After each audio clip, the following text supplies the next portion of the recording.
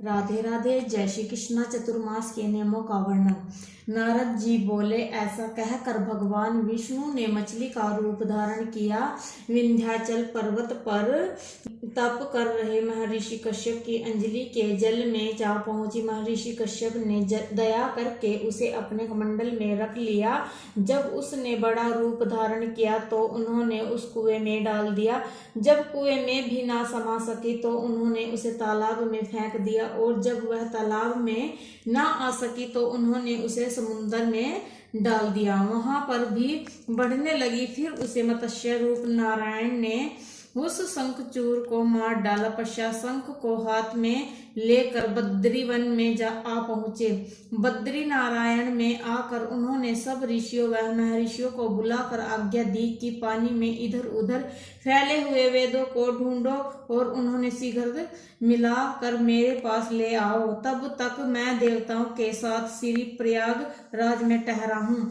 इसके बाद सब ऋषि महर्षियों ने इन सब बीज वेदों मंत्रों को ढूंढ निकाला। उन वेदों में से जो जो भाग जिस जिस ऋषि को मिला वह उसी का हो गया। उस भाग के उसी दिन से वह ही ऋषि कहलाए। सब वेदों को लेकर ऋषि महर्षि राज में आए और उन्होंने वे सब भगवान विष्णु व ब्रह्मा जी को समर्पित कर दिए। ब्रह्मा जी वेदों को पाकर बड़े प्रसन्न हुए। उन्होंने देवताओं और ऋषियों के साथ अश्वमेध यज्ञ किया। यज्ञ के अंत में देवता, गंधर्व, यक्ष, नाग भगवान विष्णु को दंडवत करके प्रार्थना करने लगे। देवताओं ने कहा, हे देव, हे जगन्नाथ, हे प्रभु, हमारी प्रार्थना सुनिए। हम लोगों के हर्ष का समय है, इसलिए आप हमें वरदान दीजिए। नष्ट हुए वेद पुनः श्री ब्रह्मा जी को प्राप्त हो गए हैं। हे लक्ष्मी पते, आपकी अनुकंपा से हम देवताओं को यक्ष का भाग भी मिला है। यह स्थान आपके प्रसाद से आज पृथ्वी भर में सर्व प्रधान पुण्य को बढ़ाने वाला, मुक्ति तथा भक्ति को प्रदान करने वाला हो। ब्रह्म हत्या आदि पापों का नाश करने वाला, परम पवित्र और अक्षय फल देने वाला हो। यह वरदान हमें दीजिए। भगवान विष्णु ने कहा, जो कुछ आप लोगों ने कहा है वह मेरा भी ध्येय है। जैसा आप लोगों ने कहा कि यह स्थान आज से ब्रह्म क्षेत्र के नाम से पुकारा जाएगा। इस स्थान पर गंगा जी व सूर्य पुत्र यमुना जी का संगम होगा।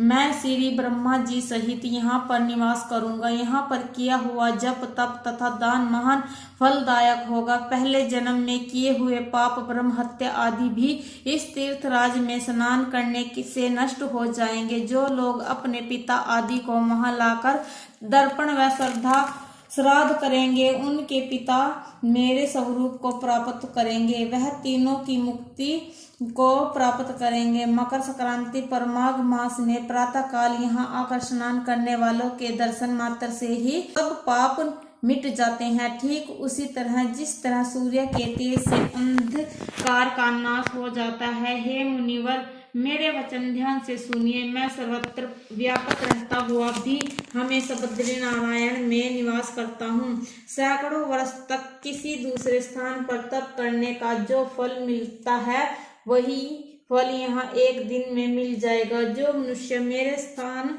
बद्री का आश्रम का दर्शन करेगा वह जीवन मुक्त हो जाएगा और उनके समस्त पाप नष्ट हो जाएंगे। सूत जी बोले, ऐसा कहकर भगवान विष्णु अंतर्ध्यान हो गए और देवता गण भी अपने अंशों को वहीं छोड़कर चले गए। जो मनुष्य कथा को श्रद्धा पूर्वक सुनते वह श्री प्रयागराज व बद्री का आश्रम जाने का स्नान करने के समान फल प्राप्त करेंगे। बोलो राधे राधे।